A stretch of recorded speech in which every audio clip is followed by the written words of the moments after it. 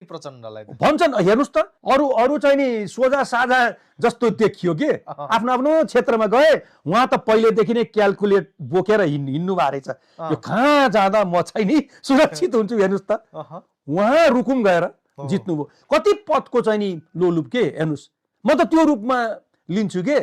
तपाईँहरू माधव नेपालजी चलाक खेलाडी भन्न मिल्छ। एकदम चलाक, एकदमै चलाक हो। चलाक भन्न मिल्छ कि धूर्त भन्न मिल्छ प्रचण्ड? दुईटै विशेषण चाहिँ नि उहाँमाथि ठिक लाग्छ मलाई त। कुनै किन अहिले उहाँहरूको कति सीमित के अरे सिट आछ अहिलेसम्म? 7 सिट। 7 कि 10 हो? 7 हो। 7 हो। अझै 3-4 दिन त लाग्छ क्यारे। उहाँको म्याक्सिमम आयो भने 8-9 भन्दा बढी आउँदैन। त्यही त अझै पनि 2-3 दिन त गणना लाग्छ क्यारे। अब अग्रता ठाउँमा छैन। खैर जो 7-8 वटा जे जति आए पनि हेर्नुहोस् त 20-22 वटा उहाँहरू चाहिँ मिल्नु भएको थियो। हेर्नुहोस् त अवस्था। माधव नेपाल एकपटक पिएम हुनुभएको व्यक्ति, त्यत्रो त्यो पार्टीको के अरे नेकपा एमालेको कति वर्षसम्म चाहिँ महासचिव भएको व्यक्ति, राम्रो हैसियत हो नि, सङ्गठनात्मक हैसियत भएको व्यक्ति 4थो पोजिसनमा सीमित हुनुभयो।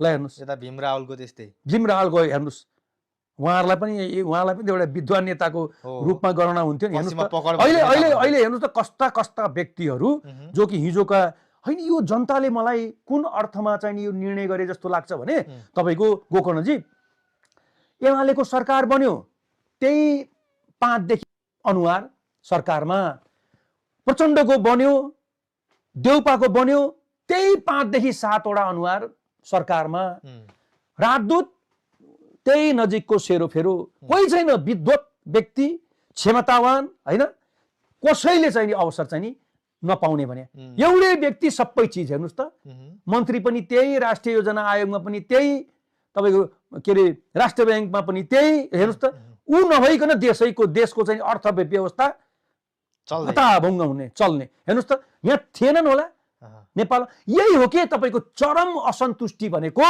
बाकसमा विस्फोट भएको। यी अनुहारहरू सम्झेर त्यो विस्फोटन गराए।